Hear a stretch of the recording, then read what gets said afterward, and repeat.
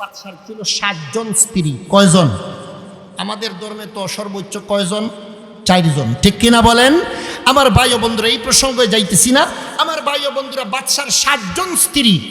হঠাৎ করে একদিন বাদশাহ 7 জন স্ত্রীরে জমা করছে। 60 জন স্ত্রীর জন্য 7টা রুম আছে। একদিন এক রুমের মধ্যে 7 জন স্ত্রীরে জমা করছে। জমা কইরা বাদশা বলতে আরম্ভ করলো, আমার মন চাইতেছে আমি তোমরা সবাইকে পুরস্কার দিব। পুরস্কার যখন দিব, এতদিনে আমি মনে করছি তো পুরস্কারগুলো লুকাইয়া চাপাইয়া তোমাদেরকে দিব না, সমস্ত দেশে ঘোষণা জানাইয়া দেওয়া হবে, একটা মাঠ রেডি করা হবে, আমার যত সন্দুক আছে টাকা পয়সা সোনা দানা মণি মুক্তার সবগুলো মাঠে নেওয়া হবে, আর তোমরাও যাইয়া ওই মাঠের মধ্যে হাজির হবে, দেশের সমস্ত মানুষ উপস্থিত থাকবে, আর আমি তোমাদেরকে নির্ধারিত একটা সময় দিব, আর সন্দুকের তালাগুলো খুলে দিব। নির্ধারিত সময়ের ভিতরে সন্দুক থেকে সোনা দানা মণি মুক্তা টাকা পয়সা যা তোমরা নিতে পারো এইগুলোর মালিক তোমরা। পুরস্কারের সিস্টেমটা বুঝতে পারছেন তো? দেশে ঘোষণা জানাইয়া দেওয়া হইল, মাঠ রেডি করা হইল, বাদশার সবগুলো সন্দুক মাঠে নিয়ে সাজানো হইল, তালা কুইলা দরজা উন্মুক্ত করে দেওয়া হইল। স্ত্রী কয়জন? 60 জন। বাদশা বলল, যেই মাত্র 1 2 3 বলবো তখন থেকে সময় গণনা শুরু। তোমরা দৌড়াইয়া যাইয়া, সন্দুকের তালা তো কুলাই আছে, যে যা পারো সন্দুক থেকে নিতে পারো, যা নিবা এইগুলোর মালিক আমি না, যে নিবা সে মালিক। আমার ভাই ও বন্ধুরা, এবার মাঠে সমস্ত মানুষ হাজির, 7 জন স্ত্রীও হাজির, সন্দুকগুলোর তালা উন্মুক্ত করে দেওয়া হইল। বাদশা বলল 1 2 3। আমার ভাইরা বলা মাত্রই 6 জন স্ত্রী দৌড় দিয়া সন্দুকের কাছে যাইয়া যে যে পরিমাণ সোনা দানা মণিমুক্তা পারলো নিল। আমার ভাইরা, কিন্তু একজন স্ত্রী সন্দুকের কাছে না যাইয়া বাদশার কাছে দাঁড়াইয়া রইল। কার কাছে? সমস্ত মাঠের মধ্যে দেশের সাধারণ জনগণ আছে না নাই?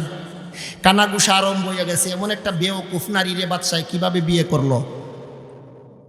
সবাই মাল মারতেছে, সোনা দানা মণিমুক্তা সন্দুক থেকে নিয়ে যাইতেছে। সময় গেলে তো আর এই মহিলার সুযোগ দেওয়া হবে না। সময় তো 10 মিনিট, 10 মিনিট তো ফুরিয়ে যাইতেছে।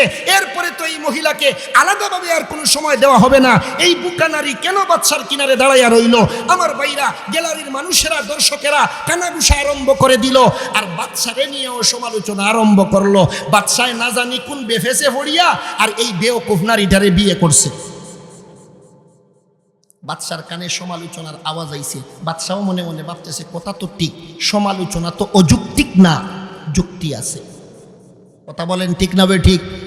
আমার ভাই ও বন্ধুরা, বাদশা কানে কানে স্ত্রীর ইশারা কইরা কাছে আনলো, আইনা কইল, ব্যাপার কি, তুমি দেখি যাও না? দেশের মানুষে কি সমালোচনা করতেছে, আর আমারেও গালিগালাজ করতেছে, তোমারে নিয়েও ব্যঙ্গ করতেছে, এই অবস্থা তোমার কেন? আমার ভাইরা স্ত্রী বলতে আরম্ভ করলো, যারা সমালোচনা করতেছে তাদের সমুচিত জবাব আমি দিব, সবাইকে বলেন নীরবতা পালন করার জন্য। বাদশা কইল, তাইলে তো আমার বউর বুদ্ধি কম না, ভিতরে ভিতরে মালে ভরা, ঠিক কিনা বলেন? বাদশা বলল, হে দেশের উপস্থিত জনতা, গ্যালারির দর্শকেরা, সবাই নীরবতা পালন করো। 1 2 3 বলার সঙ্গে সঙ্গে 7 জন স্ত্রীর মধ্য থেকে 6 জন চলে গেল সম্পদ আহরণ করার জন্য। আমার এই স্ত্রীটা আমার নিকটে কেন দাঁড়ায় রইছে, এই ব্যাপারে তোমরা সমালোচনা আরম্ভ করে দিয়েছ। আমার স্ত্রী বলছে তোমরা নীরব হওয়ার জন্য, সে তার মুখে এর সমুচিত জবাব দিবে, নীরব হইয়া যাও। বাদশার আদেশে সবাই নীরব হইয়া গেল। এবার বাদশার এই স্ত্রীরে বলা হইল, তুমি এবার জবাব দিতে পারো, তুমি কেন সম্পদ আহরণ করার জন্য সন্দুকের দ্বারে না যাইয়া আমার দ্বারে দাঁড়াইয়া আছো? এবার এই স্ত্রী বলতে আরম্ভ করলো, জাহাপনা, ওরা সন্দুকের সোনা দানা মণি মুক্তা চায়, আর আমি আপনারে চাই। ওইসে নি কাম। জাহাপনা, ওরা হইল সন্দুকের পাগল, সন্দুকের ভিতরের টাকা পয়সা মণিমুক্তার পাগল। আমি কিন্তু ওইগুলোর জন্য পাগল না, আমি হইলাম আপনার পাগল। ওরা সন্দুকের সম্পদ চায়, আর আমি চাই একমাত্র আপনার ভালোবাসা। কারণ যদি আপনি আমার হয়ে যান, সবগুলো সন্দুকের চাবি আমার কোমরে ঝুলন্ত থাকবে। এখন বলুন তো, হিস এটা বুদ্ধিমান না ওটা বুদ্ধিমান? আর জোরে বলেন। কত বড় বুদ্ধি করিয়া ফেস করিয়া বইয়া রইছে যে আপনি যদি আমার হয়ে যান তাহলে সবগুলো সন্দুকের চাবি তো আমার কোমরে ঝুলানো অবস্থায় থাকবে, আমার মুষ্টির ভিতরে থাকবে। ওরা চাই সন্দুকের সোনা দানা, মণি মুক্তা, টাকা পয়সা, আর আমি চাই আপনাকে। আমার ভাই ও বন্ধুরা, ঠিক তেমনি ভাবে আমরা দুনিয়া চাই না, জান্নাতে যেতেও চাই না, আমরা চাই সৃষ্টিকর্তা আল্লাহকে। আল্লাহ যার, সব কিছু তার। চিৎকার করে বলুন ঠিক কিনা?